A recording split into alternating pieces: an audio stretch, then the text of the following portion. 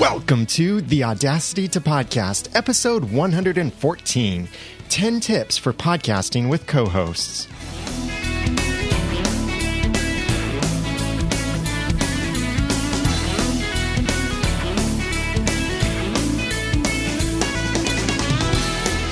Thank you for joining me for the Audacity to Podcast. I'm Daniel J. Lewis, and this is an award-winning how-to podcast about podcasting and using Audacity. It's where I give you the guts and teach you the tools to podcast with passion, organization, and dialogue. Now, do you podcast with someone else, or are you thinking about podcasting with someone else? This episode will contain tips for how you can podcast effectively with others, whether you have just one other co-host with you or maybe a few co-hosts. I host a couple podcasts where I'm podcasting with other people. Both my Once Upon a Time podcast and my Clean Comedy podcast, I'm doing with other people, with two other people in both of those podcasts. And as well, I've also done Are You Just Watching, which I've now handed over to my co-host. So she does that solo now, but I've done that with just one other person before. So working with a co-host is a bit different because no longer is it just a monologue. In many ways, I think that podcasting with a co-host is a bit easier because it makes your podcast instantly more conversational and more thorough as well, because it's no longer just your opinion. It's also the opinion and perspective and unique experience of someone else too. And it's a lot more conversational because you have someone there to converse with. So I really like podcasting with a co-host. But as you know, the Audacity to Podcast is a solo podcast where I'm sharing all of this information, but occasionally I bring on a guest to co-host with me on a specific topic. And speaking of guests, we'll have something soon, which I'll announce at the end of this episode, and some awesome things coming up too. Some cool content I'm excited about. So here are 10 tips for podcasting with co-hosts. Number one tip, choose the right co-host. You've got to find someone else who is as passionate about your content as you are. If they're not passionate, then they can actually kind of drag down the podcast or the content, the conversation that you're sharing. If you're really excited about something that is, yay, this is so exciting, blah, blah, blah, blah, blah. And then your co-host is just, yeah. Oh, what a downer. Now, I'll be honest. I've had episodes like that where I've had a co-host that just was a bit off on that day. Either they didn't have caffeine, they didn't get enough sleep, they were tired, stuff like that happens. Yes. And sure enough, I felt like it dragged the conversation down. And then I felt like I was the only one putting energy into the conversation. Now that's a rare occurrence, I feel like. But if you don't pick the right co-host, then this kind of thing could be a common occurrence for you. You want a co-host where you can have a good connection with them and have a good conversation with them, because that's one of the main reasons to have a co-host, is so that you can have a conversation. Neither of you should be hogging the microphone and just the other person saying, yep, yep, yeah, oh yeah, yep. And that's not a co-host. That's just someone to say, yeah, You could make a soundboard to do that if you really wanted that. But the point of having a co-host is to have that conversation back and forth. So you want a co-host where you can have that kind of, I hate using this word because it's a business buzzword, but they mentioned it in the live chat room just now. You want to have that synergy. Oh, there, I said it. That buzzword, it's out there. Synergy has been mentioned in this podcast. You want that with your co-host, because if you don't have it, then either you're going to pull down your podcast, maybe run out of energy yourself, or you're just not going to have quality content out there. So find a co-host that you have this good connection with. That doesn't mean it has to be a friend. It could be someone that you have just recently met, maybe someone who sent in some valuable feedback for your podcast, and you know they have a great perspective. It doesn't have to be someone that agrees with you on everything. And in fact, it's great if they don't agree with you on a lot of things, because that brings a different perspective. Most likely, you'll find the greatest conversation with someone who has completely different experiences, a different perspective, but shares the same passion for the subject that you're going to be talking about. So find that kind of person. It could come from one of your listeners, or it could come from someone else in your industry who creates similar content, or it could be someone you're friends with.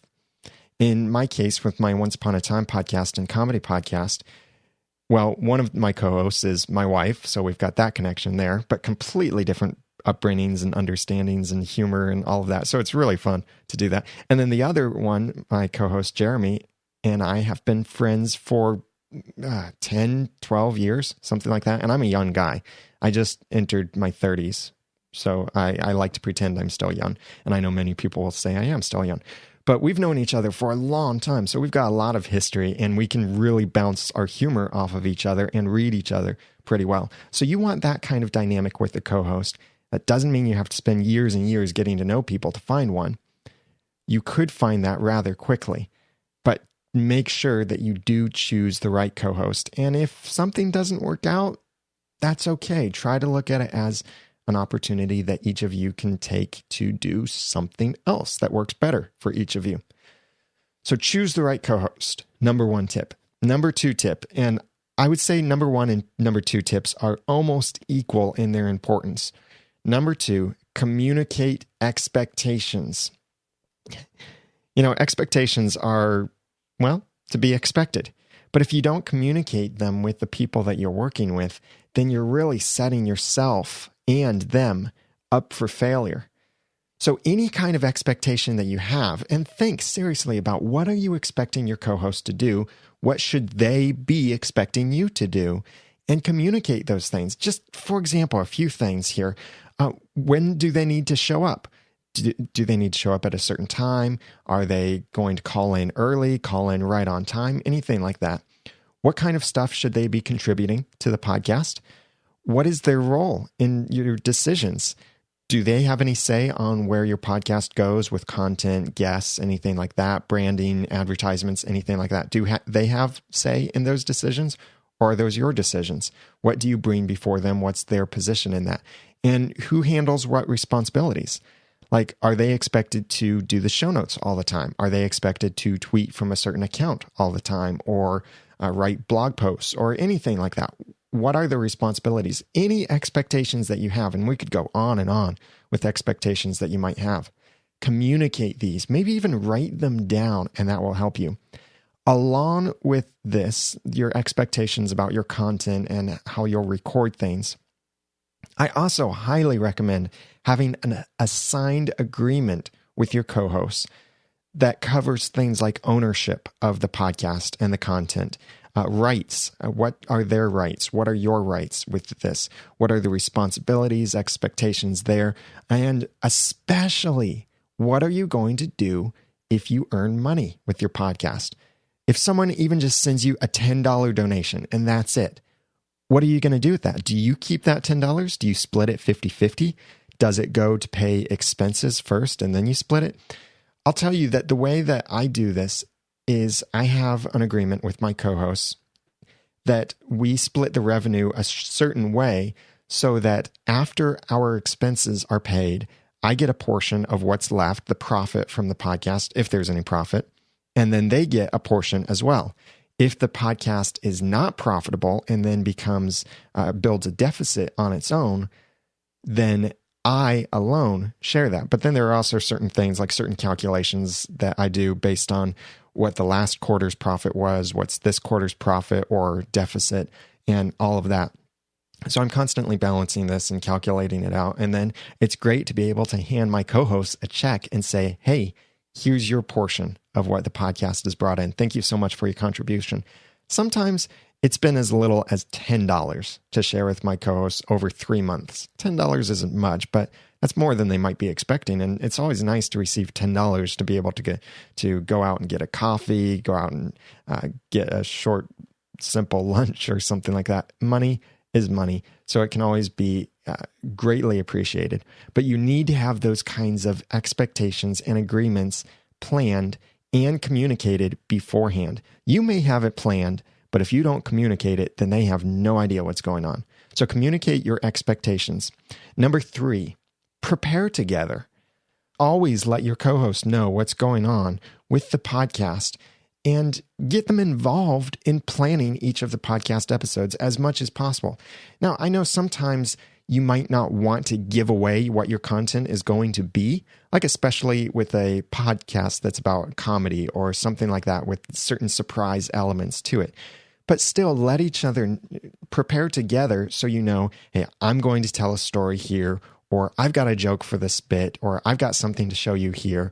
You don't have to spoil things, but at least know what's going to go on with each episode. And if you can plan together, then that can make it so much easier to record your podcast because you're on the same page. You're probably using the same notes and you've prepared things together. With my Once Upon a Time podcast, we watch the episodes of Once Upon a Time together. So that way we can at any moment pause it and talk about something or just get clarification. We can help each other. So it's not like we're all holding these little surprises and little secrets, but we watch it together. We prepare together. We take notes together and we share these notes in collaborative tools so that we can each access each other's notes and see that, oh, so-and-so has something to say on this point. That's great because I don't have anything to say on that point. In one of my recent Once Upon a Time podcast episodes, we were watching the TV show and there was a little audio clip in the episode. And I just thought, there's probably something important to that, but I have no idea what it was. Then my co-host, Jeremy, was fervently typing notes when that happened. So I realized, without even seeing his notes, I realized, he's got something to say on this, so he knows what's going on. So he'll be able to bring that into our conversation. Some great tools that you can use for collaborating are Google Drive, formerly Google Docs. Works really well because you can type in the same document. You can have real-time collaboration. I love real-time collaboration. Any tool you use, I highly recommend that allow real-time collaboration. So just posting your notes inside of WordPress and both accessing them together may not be the best way because if you change something, then they might not see that change while you're doing it. I also really like Workflowy, which you can sign up through my referral link where I get a few extra bonus items. You get some bonus items too at theaudacitytopodcast.com/workflowy. That's WORKFLOWY. And Workflowy works on a bullet point based system where you can have bullet points inside of bullet points, sub bullet points, sub bullet points, sub, like that. It's really simple. Much more simple than a document that you're collaborating in with Google Drive. But I like the simplicity because it allows you to focus more on the organization and easily move things around. And it is pretty close to real time as well. I really like that tool. And by the way, I'll have links to this and the full show notes for this episode at theaudacitytopodcast.com/114. So prepare together as much as you can. And remember, failure to plan means planning to fail. But planning together means that you'll succeed together. So try to plan together as much as possible, even if it's just sending emails back and forth saying, hey, I've got this to share. And they say, okay, great, I want to share this. Whatever you need to do, try to plan together before you record. Number 4, now we step up to when you are about to record. You've got the microphones there, you've got your recorder, your computer ready, all of that. But before you hit that record button, you need to break the ice with your co-host. So give yourself some time before you're supposed to be recording to have these kinds of icebreaker conversations. That's where you're just breaking up the tension, you're cooling down together. This could be something like maybe eat together, have a meal together before you record, or tell some jokes or funny stories. Try to laugh together to loosen up your nerves, get more comfortable around each other, even if you've known each other for years. It can be awkward sometimes to come, sit down, hit record, and start talking into the microphones. So try to break the ice and personally relate with each other before you hit the record button. And this will help your conversation go a lot more smoother because you'll both be cooled down, you'll be ready to interact, and it also saves some unnecessary stuff from being in your podcast, like that kind of conversational stuff that's completely irrelevant to your listeners Well, you could have that before you record your podcast. So that way, when you're recording your podcast, you'll already have that settled. You'll know why your dog is sick and whatever. And all of that will be out of the way, and it won't be in the podcast, but yet you'll still be personally connected with each other, and you'll have a much better conversation that way as well. Number 5, follow an outline. So if you've adequately prepared your podcast together, like I mentioned in step 3, then you'll probably have some kind of outline for your information. This could be as simple as bullet points. It could be a blog post of content that you're working from.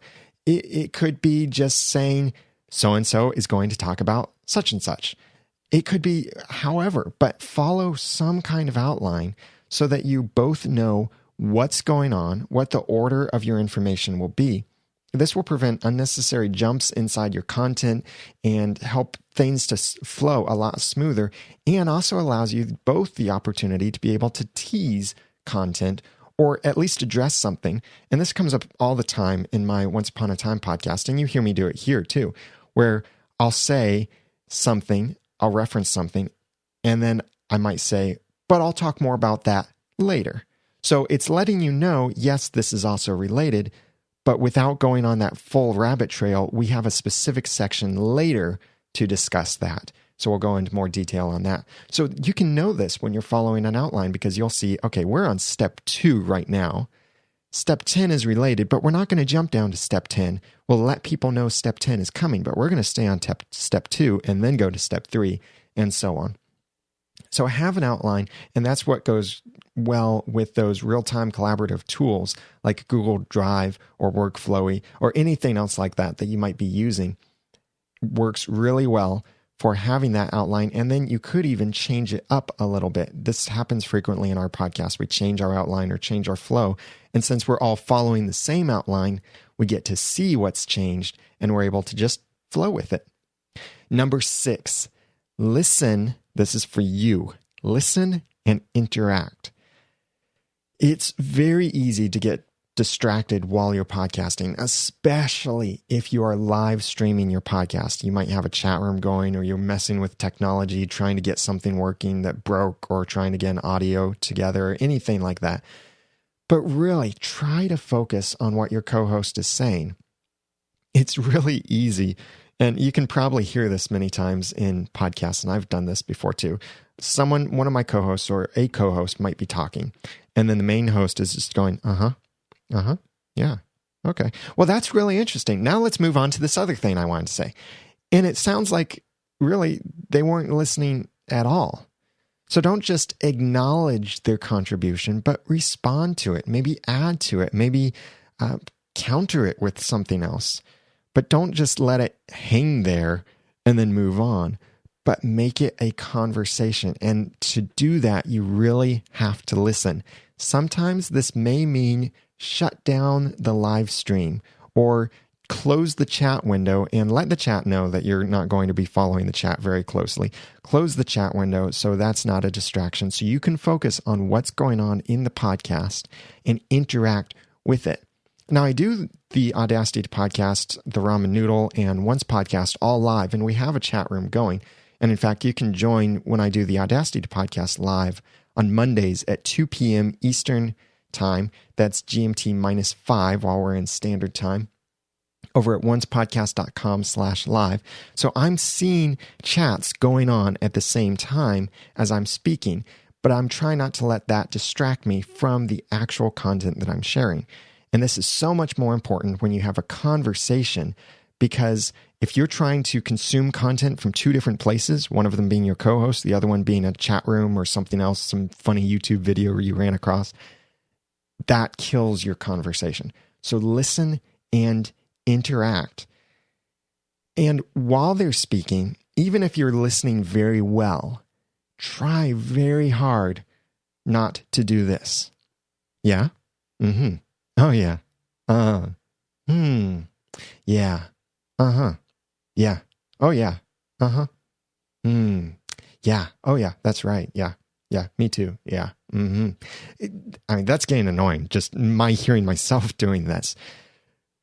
But when you have someone else speaking, try not to do these little verbal things that, yes, they're acknowledging that you're listening, but do that in other ways. If you want to acknowledge to your co-host that you're listening or agreeing or something like that, try not to do it in a way that's distracting your listeners, because every noise, in addition to a voice, will be a distraction to some extent. So you're saying, yeah, all of that is a distraction to what your co-host is saying. Instead, just nod your head. And if you have something to say or want to agree with them or really feel that need to say something, then speak out more than just yeah or or Converse with them. That's the most important part of having a co-host, is this conversation. I started listening to a new podcast that actually seems to have already pod faded. And I noticed that one of the co-hosts does all the talking and the other just is saying, yeah, yeah, And that's almost all of the podcast is that. And it makes me wonder, why is this even a co-host podcast? Why isn't this one person just podcasting by themselves if they don't let the other person speak or if the other person doesn't have anything to say? Now, that's not to address necessarily interviews or guest things where you're asking your guest a question, but still, when you ask a question, let the person answer. Try not to interrupt. Try not to push your own agenda. But that's about interviews, and that's a completely separate topic as well that we'll cover in a future episode. So number 6 was listen and interact with your co-hosts, and this will make for a much better conversation, but make it genuine interaction. Number 7, what helps with your listening and interacting with each other is face each other. If at all possible, try to have that face-to-face conversation, because face-to-face is always the best way to communicate.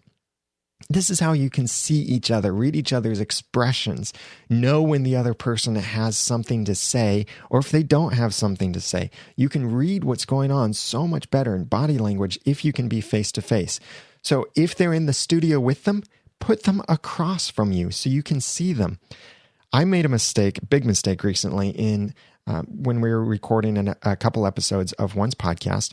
My wife was sitting next to me instead of across from me. And since I was leading the conversation, I made the mistake of often not realizing that she had something to say because she was next to me and I couldn't see her as well. So I also wasn't naturally inclined to throw conversation to her because I wasn't facing her. I was facing one of my other podcast co-hosts. If you're not in the same studio, then try and jump on some technology that lets you see each other face to face, like Skype or Google Plus Hangout or anything like that. GoToMeeting or something like that where you can see each other face to face so that you'll be able to read your expressions and be able to see things like when the other person is wanting to speak, you'll notice their lips moving in a certain way, or they'll keep going,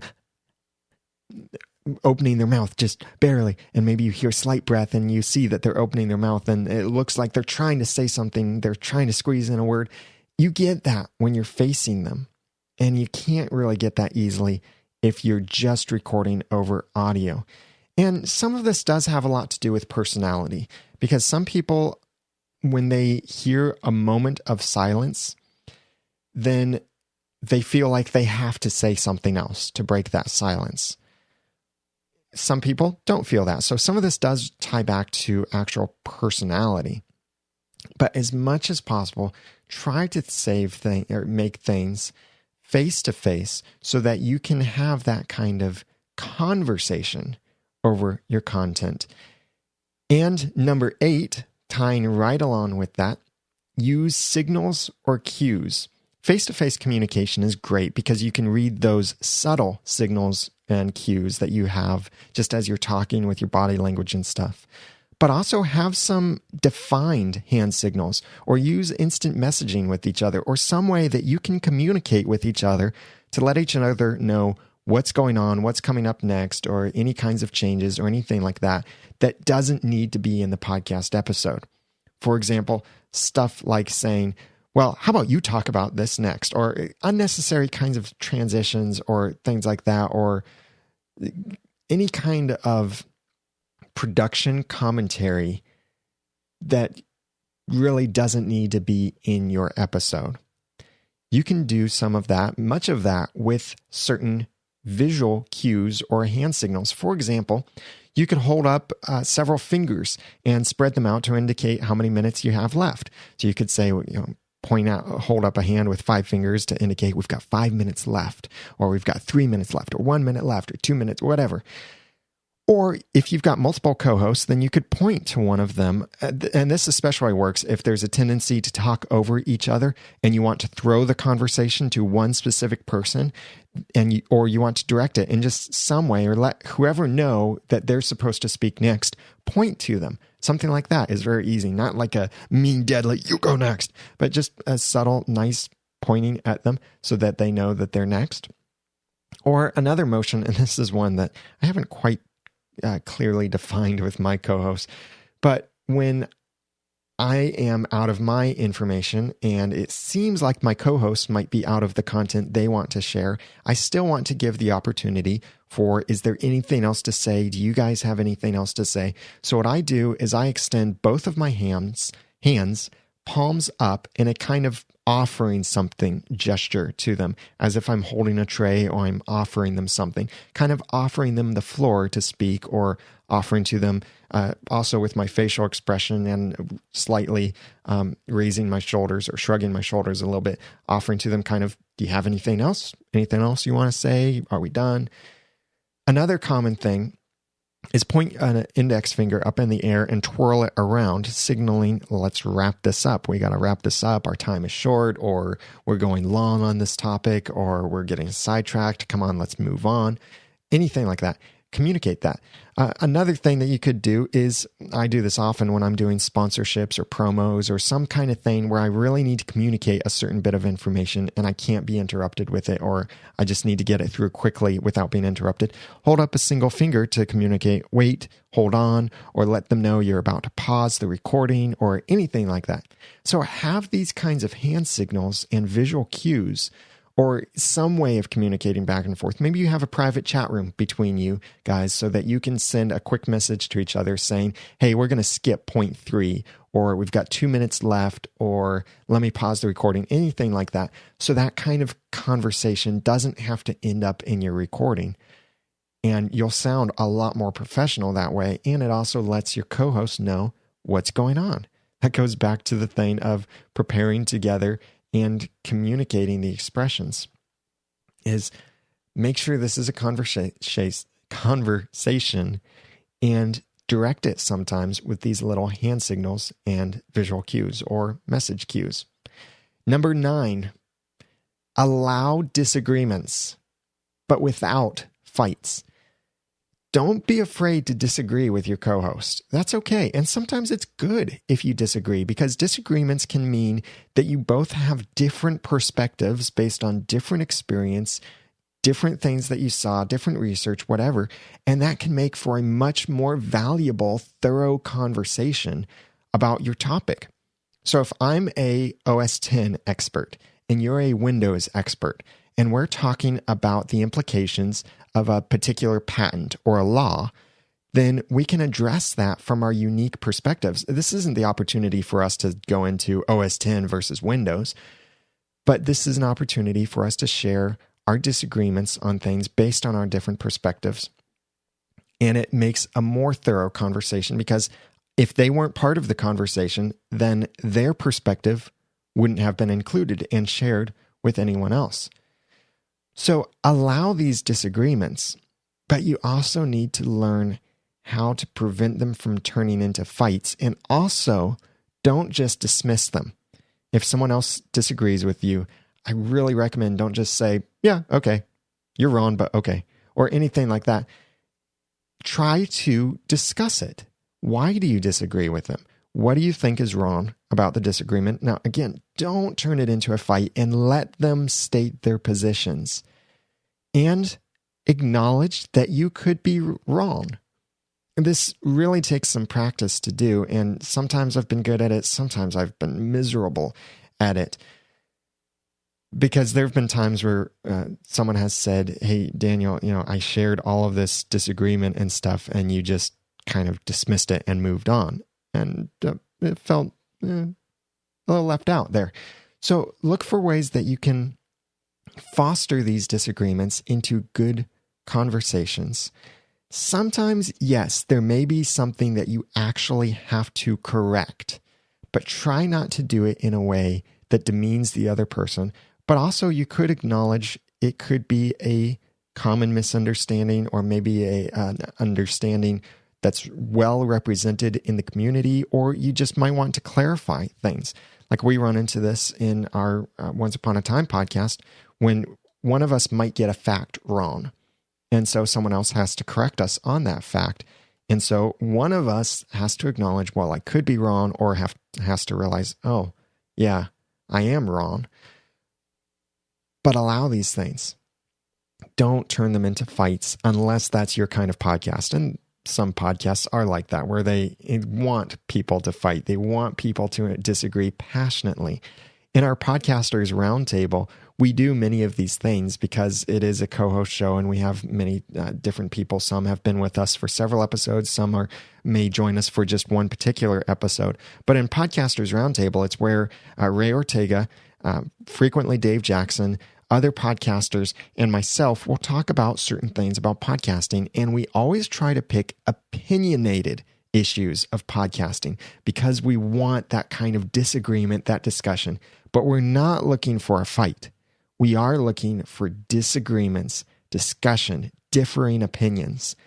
And by the way, check that out. Please check it out and subscribe to it over at podcastersroundtable.com. We'll be recording the next episode pretty soon. I can't give a date exactly on that, but make sure that you're following me on Twitter as well as at Podcast Helper on Twitter so that you can find out when the next Podcasters Roundtable will be. And number 10 tip for podcasting with co-hosts, share the rewards. When your podcast receives positive feedback, don't keep that to yourself. Let your co-host know. If it encourages you, it'll encourage them too. Or if you receive great feedback emails or anything like that, iTunes reviews, maybe even set it up so that they receive these emails and notifications as well when people leave comments or when they send in emails or ask questions or anything like that. You could set up an email forwarder so that it forwards to your co-host as well so that they can see these things coming in and be involved in it. Share this rewarding stuff of the praises that you receive from your listeners, and you'll feel much better about what you're doing, and your co-host will feel much better about being a part of the podcast. And if you monetize your podcast through donations, affiliates, sponsorships, or any kind of money that your podcast is making, consider sharing that as well. I remember hearing from a co-host at one point of a podcast that they said something like, well, I'm not benefiting anything from this podcast, so it doesn't really matter to me what we do with it.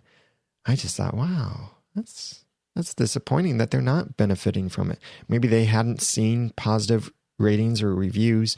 Maybe they hadn't received any kind of profit sharing or anything like that. And the profit sharing thing goes back to that number 2 issue of communicate the expectations. So if you have profits, consider sharing those if you can, if at all possible, but have some kind of formula so it's fair, it's beneficial to you both, and also make sure you're not going broke by just splitting the profits, but maybe cover your expenses. That's totally up to you how you want to do that. And I might do an episode someday about some different profit sharing models or ideas or agreements with co-hosts. So again, these 10 tips for podcasting with co-hosts are: number 1, choose the right co-host. Number 2, communicate expectations. Number 3, prepare together. Number 4, break the ice before recording. Number 5, follow an outline. Number 6, listen and interact. Number 7, face each other. Number 8, use signals or cues. Number 9, allow disagreements without fights. And number 10, share the rewards. What do you think about these tips for podcasting with co-hosts? Do you agree? Do you disagree? What would you add to this? If you've got experience podcasting with co-hosts, you've been thinking about it, what are your questions about this? What's your experience? What are your tips that you would add to this? I'd love to hear from you. Please comment on the show notes over at theaudacitytopodcast.com/114. That's 114 at theaudacitytopodcast.com. And you'll be able to leave your comments, leave your feedback in the comments there for the show notes, and get any links and other information that I mentioned in the show notes, as well as this complete list of tips. And I would love to hear from you. I would also like to know, what else would you like me to cover in the future? I've got a big list of topics that I'm going to be covering in the Audacity to Podcast, and something specifically that I want your feedback for an upcoming episode is, what do you think is worth spending money on in your podcast? What do you think you should be spending money on or shouldn't be spending money on with your podcast? I'd love to hear from you. I'm going to do an episode coming up on what is worth paying for in podcasting, and I'd love your input on that and input on many other things. Some upcoming issues I'm going to talk about are how to order the different content inside of your podcast episode, some of the best communities for discussing podcasting. I'd love to hear from you, by the way. If you've got favorite communities, social networks or forums or whatever for discussing podcasting, please let me know. Or anything that you'd like to see me cover, questions you'd like answered on the Audacity to Podcast, then please email feedback@theaudacitytopodcast.com. You can email written or recorded feedback. You can even record a video and send it to me, whether it's just the video attachment, a video download, a YouTube video of you asking your question, and then I might be able to answer it in a video episode as well. You can also call and leave a voicemail on the listener line at 903-231-2221, or go to theaudacitytopodcast.com and click on the send a voice message link to record a message from your computer and soon from your iOS device as well. And go to theaudacitytopodcast.com, and if you're not subscribed already to the podcast, please subscribe. And especially, I've got the separate video episodes posting in iTunes and on YouTube and on the website at theaudacitytopodcast.com. If you'd like to jump straight to that in iTunes to subscribe there, then you can go to theaudacitytopodcast.com/iTunes to subscribe and rate and review the audio version of this. Or you can go to theaudacitytopodcast.com/iTunes video to subscribe, rate, and review the video edition of the Audacity to Podcast, where I have some exclusive videos there. And I've got some cool things I'm working on I'm really excited about that we'll be releasing to the video feed and answering some questions that you have. And I also recently did a review of the Boss Jock app for podcasting from your iPad. Really cool, recorded at New Media Expo, and I've still got stuff coming from CES. So check that out and everything else at theaudacitytopodcast.com. Now, I'm hosting an Audacity workshop on March 9th at noon Eastern Standard Time. That's GMT -5. And I'd love to have you be a part of this. This will be, you'll get to learn as simple as the basics of installing, updating, and adding plugins to Audacity, to more informative things about editing a podcast episode in Audacity. What are some of the cool things you can do while you're recording your podcast into Audacity? What are some things to consider? What are some handy tools to use along with Audacity? How can you use Audacity for podcasting, editing audio dramas, piecing music together, doing fade-ins, fade-outs, ducking, editing, copy, pasting, sound clips, promos, multi-track editing, stereo, mono, all of this kind of stuff, converting files, and more. I'll be covering in an Audacity training webinar on March 9th at noon Eastern Standard Time, GMT -5. If you're interested in this, then please go to theaudacitytopodcast.com and you'll see the banner on the right side with the countdown where you can register, or go to learnaudacity.com to sign up. It is $100 to sign up for this hour-long training plus questions and answers if you register by February 22nd. Then after that, it will be a $125 to register after that. And I would love to have you be a part of this because this will be a thorough class on Audacity. It will be information packed. And even if something comes up and you can't make it, or if you're thinking, wow, I'd really love to have that class, but I'm just not available on that day, go ahead and register anyway and purchase your ticket, because everyone who registers will receive a download version of the session. So you'll hear everything that we covered, see everything that we covered as I share my screen, and you'll hear the questions and answers, and all of that will be part of it. So even if you can't make it, but you want this information, then go ahead and register at learnaudacity.com or theaudacitypodcast.com, and you'll be able to get this information afterward, even if you're not there for the actual session. I'm really excited about this because I do still love Audacity, and I know a lot of people would love to learn Audacity. So this is an opportunity for that. And please tell other people about it too, so that they can learn how to use Audacity for, well, pretty much whatever they're going to do with Audacity. Audiobooks, audio dramas, podcasts, even editing music. We'll cover many things that will apply to so many different principles of audio editing with Audacity. I'm excited about it, and I hope you are too. So go to learnaudacity.com if you'd like to register for that, or point your friends there too for them to register for the special Audacity training webinar on March 9th, noon Eastern Standard Time, GMT -5. So what did you think of this content? I'd love to hear from you. Please comment on the show notes over at theaudacitypodcast.com/114 and let me know what your tips are on working with co-hosts. What has your experience been? What are you looking to do with maybe working with co-hosts, adding a co-host in the future? How's that work for you? I'd love to hear from you. Please comment on the show notes. Also, ask your questions for future episodes of the Audacity to Podcast by emailing feedback@theaudacitytopodcast.com or call 903-231-2221, or you can go to theaudacitytopodcast.com and click on the Send a Voice Message link to record a message from your computer and soon from your iOS device as well. I'd love for you to leave some ratings and reviews in iTunes if you could. Please go to theaudacitytopodcast.com/iTunes to leave ratings and reviews. And thanks to Mrs. Benjamin and Streesky for leaving recent reviews. I really appreciate that. It helps other people find the podcast and know what you think about it. Follow me on Twitter at @TheRamenNoodle. And now that I've given you some of the guts and taught you some of the tools, it's time for you to go podcast with passion, organization, and dialogue. I'm Daniel J. Lewis. Thank you so much for listening.